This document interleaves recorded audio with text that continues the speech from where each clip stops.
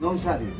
તો જ્યારે આ બધા પારસી લોકો અહીંયા આવ્યા ઇન્ડિયામાં ઈરાન છોડીને, ત્યારે અમારા હસન દાદા કે પછી અબ્દુલ્લા દાદા કોઈક આવ્યા છે, એને પોતાના છોકરાનું નામ પછી આ પારસી લોકોમાં જીવા નામ હોય એટલે ત્યાં રહી ગઈ અને ત્યાં કોઈક એને હેલ્પ કરીએ છીએ. એટલે પછી મેં ઓલું મલ્લી સાંભળી આયતુલ્લા નાઈની. અરે મેં આ નાઈની શું છે તો બાપુ પૂછ્યું મને કે નાઈની ગામનું નામ છે. હવે આ રેસ લાગ્યો કે આ નાઈની ગામમાંથી આ અમારા લોકો અહીંયા આવ્યા છે ઈરાનમાં. ઈરાનમાં નાઈની ગામ છે. આજે હું આ વખતે ગયો ને તો મેં મેપ બી જોયો કે બહુ આઘું છે, ક્યાં ત્યાં જાય ઠંડી કે મારું કામ. અને હવે આપણે કાંઈ પણ ઇન્શાલ્લાહ ફરીવાર મોકો મળે ફુરસતમાં તો જવું છે નાઈની. ભાઈ હું તમે વાત કરું ને તમારી ફેમિલી પણ ઈરાન છે. અમારી ફેમિલી અમારા બે દાદા આગળ એટલે આવ્યા મોવા આવ્યા તો એ બહુ પૈસા વાળા એટલો તું આખી શીપ ભરીને પાક લઈ આવ્યા. અરે મંદિર ચાલુ થઈ આવી હતી જેમાં આખો આંબો હતો. એ કદાચ ભાવનગરમાં એક ભાઈ પાસે છે. એમાં લખ્યું હતું કે તમે નવસારીમાં જાજો અને ત્યાં આપણા ઉપર બહુ મોટી મહેરબાની એને કરી છે તો શેડા છોડવા જાજો, વર્ષે એક મળી દો. એ મેં વાંચ્યું એટલે હું ત્યાં નવસારી ઉતર્યો. નવસારી કે બિલીમોરા એવું કંઈક નામ છે. વલસાડ નહીં, નવસારી સ્ટેશન પર ઉતરી ગયો. હવે આપણે તો એ ગામમાં નવા, કોઈ આપણો કોજાનું ખબર નહીં. આમ જોયું તો બધી ને પારસી લોકોની મસ્જિદો, અગિયારી કહે છે. આપણે મસ્જિદ કહી, એ લોકો અગિયારી કહે. બધા પારસીના મસ્જિદો એટલે એની ઇબાદત ગા. નવસારી. હા, નવસારી. હવે હું તમને એક વસ્તુ કહું. તમારી પેઢી જ બોલું તો હા, શરૂ કરો. બિસ્મિલ્લાહિર રહમાનિર રહીમ. રમજાન અલી ગુલામ અલી, ગુલામ અલી જીવન, જીવન ભીમજી, ભીમજી મૂળજી, મૂળજી જીવા, જીવા હસન, હસન અબ્દુલ્લા, અબ્દુલ્લા હાજી, હાજી નાયા. હવે તમારા પપ્પા એના કેટલા બચ્ચા? તમારા પપ્પાના? અમે 3 ભાઈઓ, અમે 3 બ્રધર, 3 ભાઈઓ.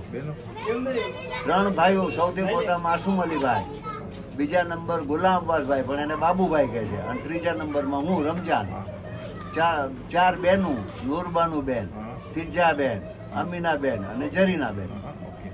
હવે તમારા દાદા એના કેટલા ભાઈઓ? દાદાના 2 ભાઈઓ મને યાદ છે. એટલે એ દાદા પોતે જીવન દાદા ને એના ભાઈ હતા એક કાસમ દાદા. એ કાસમ દાદા વયા ગયા હતા આફ્રિકા બચપનમાં. અને એના ફરજન શૌકતભાઈ નાયાણી, શૌકતભાઈના દીકરા અખ્તરભાઈ. એ અમને પછી ખબર પડી ગઈ ત્યાં છે. બાકી અહીંયા તો બધા એમ થાય કે મિસિંગ છે. બહેનો, દાદાની બહેનો? દાદાની બહેનો 2. એટલે દાદાની બેન મારા બાપાની 2 બહેનો. હા, એક અમૃતબેન, એ ચમારડીમાં. શાબાનભાઈ ગુજરાત, ફખરે ગુજરાત જે મનીષ પડતા હતા એમની વાલેદા, એ મારી ફૂઈ. હા, એમ નામ અમૃતબેન. અને આના મીઠીમાં થાય ઇસ્માલભાઈ છગનભાઈ અને નજરલીભાઈ છગનભાઈ. અને મોટા એ એક. અને મારા બીજા ફૂઈ હતા ને એને બચપનથી જ આંખોની તકલીફ હતી એટલે એ નાની ઉંમરમાં જ ગુજરી ગયા. એનું નામ ફાતમા ફૂલ. એટલે મારા બાપાની 2 બહેનો. દાદાની કેટલી બહેનો ખબર નથી, એનો રેકોર્ડ મારી પાસે હતો પણ હવે ક્યાંક ખોવાઈ ગયો. હા, હતી તો અમે સાથે જ જતા સ્કૂલમાં. મારા 2 વર્ષ બગડ્યા હતા એની હારે હું વળતો, નહીતર હું હોત ટીસુભાઈ થી આગળ કરતા ટીસુભાઈ ની હારે. મારા 2 વર્ષ બગડ્યા. કુકપરથી સાંગલી અને સાંગલીથી કુકપર. અહીંયા આવ્યા હતા, ત્યાંથી એક્ઝામ આપી નહીં, અહીંયા આવ્યા હતા કે તું બસા દૂસરી કાઢ્યું બાબુ માસ્તરે. અને બરોબર એન્ડ પરીક્ષા વખતે કીધું કે તું તો કાંઈ સર્ટિફિકેટ નહીં, બસ આવી પરવાનગી ના. અહીંથી પાછા ન્યા ગયા તો તમે ગયા હતા 3જી છોડીને, એટલે 2 ફરી 3જીમાં. એટલે 2 વર્ષ મારા ગયા. એમાં પાછો અહીંયા આવ્યો ત્યાંથી 3જી કરીને.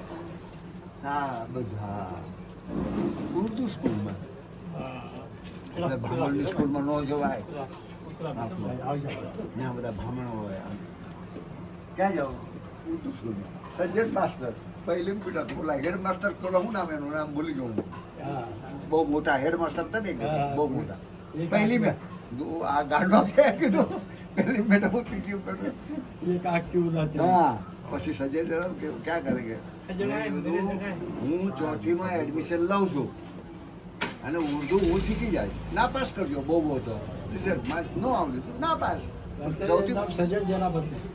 સજ્જન જરા વાહ એનાથી ઉપર એક બીજા ભાઈ હેડમાસ્ટર હતા પછી હસીના બેન પછી તમારા આપા દોલત આપા આ બધાએ મને થોડું ઇંગ્લિશ ઉર્દુ શીખવાડ્યું દોલત આપા જ્યાં નથી કહેતા ને આપણે એને ઉર્દુ શીખવાડ્યું અલી બે તે દારા આ દારા જાય એવું બધું હતું ને પહેલાં પછી ગણિત તો હું માસ્ટર હતો એટલે એમાં કોઈ સૌથી પહેલો નંબર આપણો માશાલ્લાહ સેન્ટરની પરીક્ષામાં હું ફર્સ્ટ આવ્યો મને ખબર છે તમારી દુકાનની પાસે પરીક્ષા થઈ હતી ચોથીની અને હું આખા સેન્ટરમાં ઉર્દુમાં ફર્સ્ટ નંબરે પાસ થયો ત્યારે મને માસ્તરે ના પાડી મને કે તમે જાઓમાં હું તમને સ્કોલરશીપ અપાઈ દઉં પછી હું હવે પાછા 2 જણા ગયા વૃદ્ધન એમાં અહીંયા બીજા બધા કામો રહી ગયા આપણા એટલે ઘણા બધા કામો બીજા બી હોય ને બરોબર ને પછી આખું બધું આવી એમાં બરાબર પછી આ ફ્લાઇટ હોય ગઈ શક નહીં પછી 15 દિવસ પછી ફ્લાઇટ હતી હવે મહિનો જ રોકાવું મારે તો મન હતું મેં કહું ભાઈ હવે આ ફ્લાઇટ નો મળતું કાંઈ નહીં તેલ લેવા ગઈ વાયા દુબઈ વ્યા જાય મને આખું તકલીફ થવા માંડી બે અઢી મહિના બાદ મારા ઘરમાં પટાવ ચાલો કાલ જરા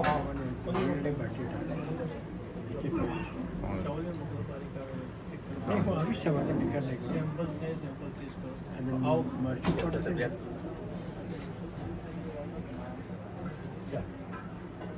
મરચું પૂછે